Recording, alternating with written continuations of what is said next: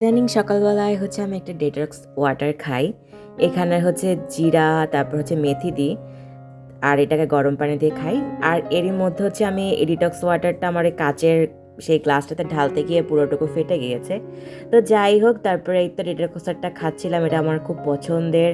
আর এটা খাইলে খুবই ফ্রেশ লাগে। তারপরে আমি ব্রেকফাস্ট করছিলাম। আজকে ব্রেকফাস্টে খেয়েছিলাম ডিমের অমলেট আর রুটি। লাল লাটা রুটিটা খাচ্ছি কারণ আমি একটু ওয়েট লসের জন্য চেষ্টা করছি। আমি প্রত্যেকবারই চেষ্টা করি বারবার ফেল। তো এরপরে আমার দারাজের একটা পার্সেল ছিল, সেই পার্সেলগুলো প্যাকিং করছিলাম। আচ্ছা, আপনারা সবাই কেমন আছেন? অনেক দিন পর আপনাদের সাথে ব্লগ শেয়ার করছি। আসলে ওই তো বললাম, লাইফে কোনো কিছুই আমার ধৈর্য সহকারে আমি করি না, হঠাৎ চলে যাই। আর যার কারণে অনেক কিছু থেকে আমি বঞ্চিত। তো এই আমার পেজের একটা সিল, আমি এটা নতুন রেডি করছি। আর এই তো সমস্ত কিছু সুন্দর করে অর্গানাইজ করলাম। এই সুন্দর বক্সটা দেখতেছেন না, এইটা আমি বেস্ট বাই থেকে কিনেছিলাম 90 টাকা দিয়ে। তারপরে আস্তে যে আমার ক্রাফট টেবিল, এখানে সমস্ত কিছু আমি রাখতেছিলাম।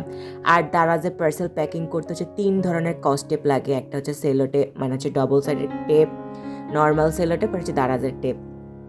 তারপরে এই তো আমি এখন রেডি হয়ে যাব হাবে। আর হাবে পার্সেল ড্রপ করার আসার পথে আমি এই স্টিকারগুলো কিনেছিলাম। আর এই যে সব স্টিকারগুলো এই কার্ডটার মধ্যে ছিল দাম ছিল 50 টাকা। আমার স্টিকার খুবই ভালো লাগে। আর দেখেন কি সুন্দর একটা স্কেলও দিয়েছে এর মধ্যে, আর কত কিউট। আর দেখছেন কত সুন্দর একটা গিটার। তারপরে এটার সাথে সুন্দর আরেকটা কি জানি ছিল। তো এর মধ্যে আমি একটা স্টিকার সুন্দর করে আমি আমার ওয়াটার বোতলের মধ্যেও স্টিক করছিলাম। দেখেন কত কিউট লাগতেছে না? আমার এরকম খুব কিউট জিনিসপত্র ভালো লাগে। তারপরে বিকালের দিকে ভাপা পিঠা খেয়েছিলাম আর পেঁপে খেয়েছিলাম। তারপরে আবার আমার ক্রাফট টেবিল পরিষ্কার করতে আজকে দিনটা পার করলাম।